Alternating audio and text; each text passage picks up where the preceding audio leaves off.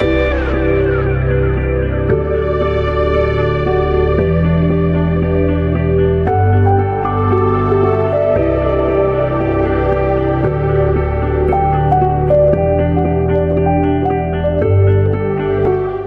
大家好，我係 Sissy， 今日咧大家嚟睇一套我哋入住率超高嘅海景房啦。咁我依家所在嘅位置咧就係喺我哋澳頭濱海公園呢個位置。濱海公園呢個位置咧，你睇下我哋呢個地方啊，前面係一條小食街。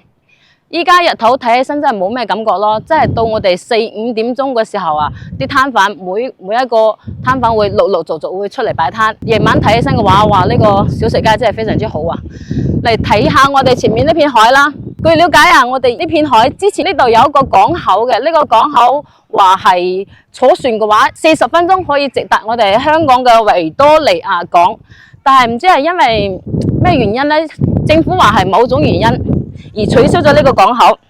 咁我哋依家呢個位置係漁業比較發達，而且我哋喺呢個位置啊，往右手邊行應該係500米或者到800米咁就可以到我哋澳頭嘅海鮮市場啦。生活喺呢度，無論係食飯啊、行街啊、睇戲啊、買嘢啊、買餸啲嘢，都係比較方便嘅。而且沿住我哋前面呢條路行，1公里都唔到就可以到我哋前面嘅沃爾瑪。沃爾瑪大家都知啦，南灣購物廣場啊嘛，咩都可以買到嘅。行街啊、食飯、睇戲都係有。睇戲喺我哋前面有個影城。交通嘅話就係喺我哋從澳頭嘅高速口落車，大概要行即係我哋揸車嘅話要3公里咁就可以到我哋呢個地方。嗱，前面即係我哋呢個港口啦，你睇下好多啲漁業啊，即係漁民作業呢啲船啊，好多噶。到夜晚嘅時候，即係冇太陽嘅時候，即係好多人帶埋細路哥啊，我哋啲老人家帶細路哥出嚟行啊，喺度散步。而且我哋呢個地方到夜晚嘅話，呢度有好多小朋友喺度玩啲彈床啊，好多人玩。即係前一排啊，我都帶我 BB 嚟呢度玩過嘅。咁我哋喺屋企晚黑啊，食完飯嚟呢度行下散下步，哇，都係比較舒適嘅喎。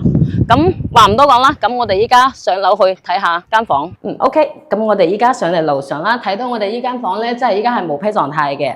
嗱，入門呢度係我哋嘅一個鞋櫃位，留咗位置㗎啦。呢度應該有60，應該有60喎，可以做一個到頂嘅鞋櫃。然之後我哋左手邊啦，左手邊係我哋嘅一個衛生間工位，亦都係可以做到我哋3段式乾濕分離。然之後呢度有一個開個明窗嘅，嚟到我哋嘅餐廳位，呢個係餐廳位呵。餐廳位嘅話，對於161方嚟話嘅話，真係唔算係好大，不過都係算 OK 嘅。圓台、方台、長台都係可以做到。嚟到呢個地方，我哋嘅廚房位，廚房位嘅話唔算大。但係佢呢個即係空間可以設置得比較合理咯，即係 L 類型嘅地方。然之後呢個地方嘅話，肯定係我哋嘅呢個放灶台嘅位置，因為呢度係有個煙管啊嘛。然之後呢度開咗個明窗嘅，呢度係操作台啦。嚟到呢邊有個我哋嘅生活露台。生活露台咧，即係呢度有個窗啊，係我哋啱啱講過嘅，係呢個衛生間嘅明窗，就係對住我哋呢個生活露台。生活露台嘅話，如果你覺得嗰個廚房唔夠大，其實你可以將呢扇牆同埋呢扇牆剝咗佢，呢度包翻起身，就顯得呢個廚房會特別大。因為相對於我哋161方嘅房嚟講嘅話，即係呢個廚房真係唔算大咯。OK， 咁我嚟睇下呢個我哋廚房開住呢扇面窗啦。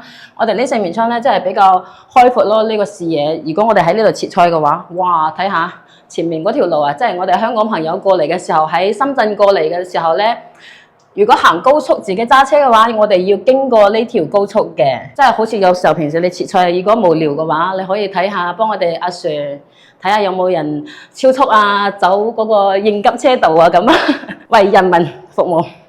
嚟到我哋呢個客廳位啦，客廳位開間目測應該係有4.2米以上嘅，因為我哋呢個開間係真係特別之大咯，好闊咯。咁嘅話，佢呢個插蘇喺呢個地方，咁呢個地方肯定係電視場面啦。電視嘅話，哇，咁要整好大個電視喎，咁大嘅開間，85寸啦。85寸應該係可以嘅。咁我哋呢個即係梳化位啦，梳化位嘅話可以擺到一個4人位嘅梳化啦，仲可以加埋一個貴妃椅。嚟睇下，我哋呢度有個即係可以裝飾嘅樓梯層咯。然之後我哋上邊啊休息區係抬高咗嘅，抬高過應該有30公分咁。咁我哋呢度咧，即係對住我哋一間房啦。其實我哋嗰個客廳啊，最好真係唔好對住呢間房。如果中意嘅話，我哋可以喺呢度整翻一個隔斷隔住，然之後唔會話我哋梳化坐喺呢度，一轉頭就望翻個房間嘅位啦。嚟到我哋嘅陽台，呢個進深唔係幾深，即係米半米六咁，米六。咁我哋隔離呢個咧，呢個露台咧係圓形嘅，即係對翻我哋另外一間房啦。咁嚟睇下我哋呢個露台睇咩景咧？即係呢個圓露台睇翻我哋前面呢個山景啊！哇，真係比較養眼咯。如果你覺得喺屋企玩電腦啊、玩手機玩得比較耐嘅情況下，出嚟睇翻我哋嘅呢個山景，會覺得眼特別之舒適咯。下邊呢條路咧，亦都係我哋嘅惠深沿海高速。睇翻我哋來源啦，呢個我哋嘅主露台睇翻我哋來源，然之後我哋樓間距咧，亦都係比較闊嘅，即係入住率嘅話，睇下入住率都算係比較高嘅喎。我覺得呢個盤真係比較 OK 咯，因為我亦都有一個香港朋友，佢老豆媽子啊，即係住喺呢度，住喺一棟，話俾大家知。嚟到我哋呢個地方啦，呢度地方咧，我哋可以放洗衣機嘅。你睇下呢度有個出水個管道噶。然之後如果我哋廚房同埋呢個生活露台打通嘅情況下，洗衣機就可以放喺呢度。嚟入嚟睇翻我哋生活區啦。嗱，呢度係有樓梯嘅，即係我哋嘅休息區啦，即係佢抬高咗嘅。嚟到第一間房。都算係 OK 啦，因為我哋床位可以擺喺呢度，米半嘅床，要書台都可以。如果唔要書台嘅話，整翻一個大啲嘅衣櫃咯。呢個明窗咧，對翻住我哋嘅副露台嚇，副露台嘅景，睇翻我哋嘅高速公路。好，嚟到出嚟睇翻我哋第二間房啦。哇，第二間房係算係比較大嘅喎，我哋米8床都可以放啦。睇下佢呢個兩個插蘇位係留得係好闊嘅，米8嘅床可以放床頭櫃啦兩個，然之後呢個地方整埋一個到頂嘅衣櫃自己打，然之後呢扇窗咧仍然係對翻住我哋第一間房嘅景，睇我哋高速路啦，前面個景都比較開闊嘅。嗱，噔噔嚟到第三間房，第三間房咧採光咧真係唔算係特別好，即係有少少黑咯。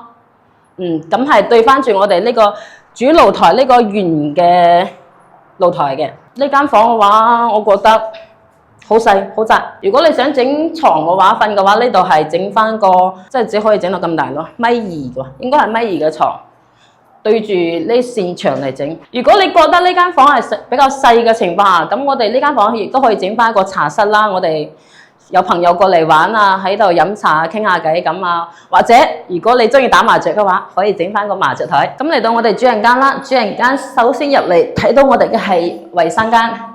哇！呢個衞生間真係好大咯，你想點整都可以，整翻個浴缸都可以，因為確實係大啊，一個大正方形，想點整都可以。嚟到我哋主人間內籠，主人間內籠米8嘅床，一個床頭櫃，呢度整翻個衣櫃。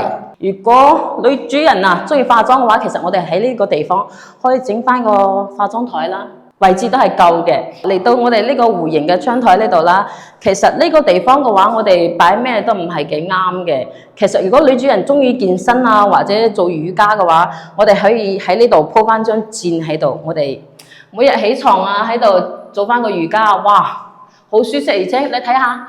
呢個景係對翻住我哋呢個山景嘅，係冇任何遮擋嘅。哇，好空氣真係感覺好清新啊！嚟得出嚟，我哋總結下啦。今日帶大家嚟睇咧，呢度係我哋澳頭嘅一個樓盤啦，即係合生濱海城嘅。我哋依家呢個房咧，即係毛坯狀態，161方，4房2廳2個衞生間，帶埋我哋一個應該有7米半以上嘅大露台啦，而且我哋屬於一個南北通啦。然之後我哋呢間房啊，即係主人間呢個衞生間，哇，超級之大，咩都可以放，浴缸亦都可以，淋浴亦都可以。咁我哋依家嘅售價咧，即係62萬，但係我哋業主話咗可以傾到55萬。咁55萬嘅話，單價即係我哋算到為止，即係3400咁咯，亦都係算係好平㗎，3400。你諗下。可以睇到山景，亦都可以睇到我哋嘅海景嘅房，3400蚊嘅單價，你覺得抵唔抵呢？而且我哋呢個樓層啊係中高樓層啦，然之後我哋嘅電梯啊2 lift 3火，非常之好啊！而且我哋入門嘅時候咧，亦都係獨門獨戶嘅。咁大家對呢間房有興趣嘅話，可以加翻我哋聯繫方式啦，亦都可以打翻我哋電話聯繫我哋。如果你哋仲想了解其他我哋呢個盤啦，合心濱海城呢個盤嘅其他嘅房源啦、信息啦，或者我哋細房啊，或者更加大嘅房啊，亦都可以聯翻我哋，我哋再揾翻俾你哋。咁我哋呢期節目就到呢度啦，拜拜。